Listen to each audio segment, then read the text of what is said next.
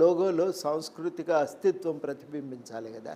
ఈ ప్రాంత చరిత్ర జీవన విధానం వ్యక్తం కావాలి కదా. అవి వ్యక్తం కానప్పుడు సమస్య అవుతుంది, చర్చ జరుగుతుంది. మీరు ముందే చర్చ చేసి అందరి అభిప్రాయాల మేరకు దాన్ని రూపుదిద్ది ఉంటే ఇవాళ ఇంత ఘర్షణకు అవసరం లేదు, అవకాశం కూడా రాకపోవడం. అప్పుడు మీరు చేసిన తప్పిదం ఇవాళ కొత్త లోగో అవసరాన్ని తీసుకొచ్చింది. ఒక చర్చ జరుగుతున్నది.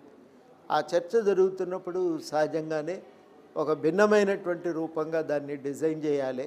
ప్రజల ఈ ప్రాంతానికి ఉండే ప్రత్యేకతను మనం ప్రతిబింబించాలనే ఆలోచన ఇవాళ పాలకులకు కలిగింది.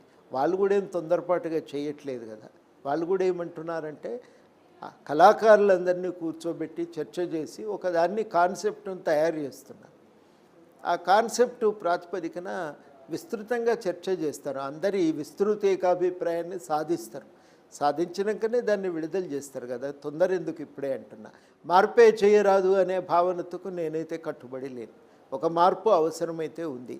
ఏ మార్పు అయినా ఇవాళ ప్రభుత్వం తీసుకురావాలంటే కొంత అందరినీ ఒప్పించుకొని చేస్తేనే మంచిది అనేది నాకున్నటువంటి అభిప్రాయం.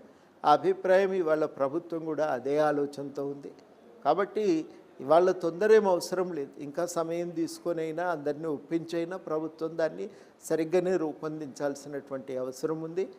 ఆ కాన్సెప్టు అందరికీ మెచ్చి అందరి సమ్మతి ప్రకారం దాన్ని ఫైనలైజ్ చేసి ప్రభుత్వం దాన్ని విడుదల చేస్తుంది. అంటే కోదండరాం సారు తెలంగాణ ఉద్యమాన్ని 8 నుంచి 14 మధ్య విస్తృతంగా నడిపిన ఒక ప్రొఫెసర్. అంటే పిల్లలకు పాఠాలు ఎలా చెప్తాడో ఉద్యమాన్ని కూడా అలా నడిపాడు. సాగరహారం కావచ్చు, సకల జనుల సమ్మె కావచ్చు. ఇప్పుడున్న ప్రభుత్వానికి ఎలాంటి సూచనలు చేస్తున్నారు? అంటే ఇలాంటి వివాదాలు తలెత్తకుండా ఒక సామరస్య ధోరణిలో ముందుకు వెళ్ళే విధంగా ఏదన్నా ప్రజాస్వామిక పద్ధతుల్లో పోతే సరిపోతుంది.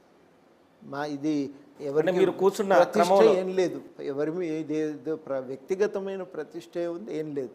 తెలంగాణ ప్రతిష్టే ముఖ్యం కదా. తెలంగాణ ప్రతిష్టే ముఖ్యమైనప్పుడు ఆ ప్రతిష్టని ఇనుమడింపి చేసే రీతిలోనే లోగో తయారు చేస్తారు, లోగో ప్రజెంట్ కూడా చేస్తారు. అట్లనే లోగో ఉంటుందని చెప్పి నాకు నమ్మకం కుదిరింది నిన్న వారు మాట్లాడినవన్నీ విన్న తర్వాత.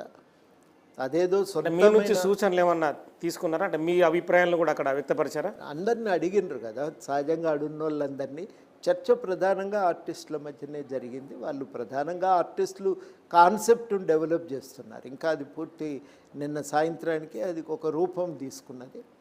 ఆ చర్చ జరుగుతున్న సమయంలో మీకు ఎట్లా అనిపిస్తున్నదని అందరి అభిప్రాయాలు అడిగితే మాకు తోచిన విషయాలు కూడా మేము చెప్పడం జరిగింది. దశాబ్ది ఉత్సవాలు జరుగుతున్న క్రమం, దశాబ్ది ఉత్సవాలకు అంటే కోదండరాం సార్ అంటే ఎలాంటి సూచనలు ప్రభుత్వానికి చేస్తున్నాడు? ఎవరెవరిని గౌరవించాలని ఒక ప్లాన్ ఆఫ్ యాక్షన్ ఉంటుంది కదా, ఎలా ముందుకు పోతున్నారు? ఇప్పుడు 10 ఏళ్ళు ఎన్నడూ కూడా మమ్మల్ని దరికి కూడా రానియలేదు.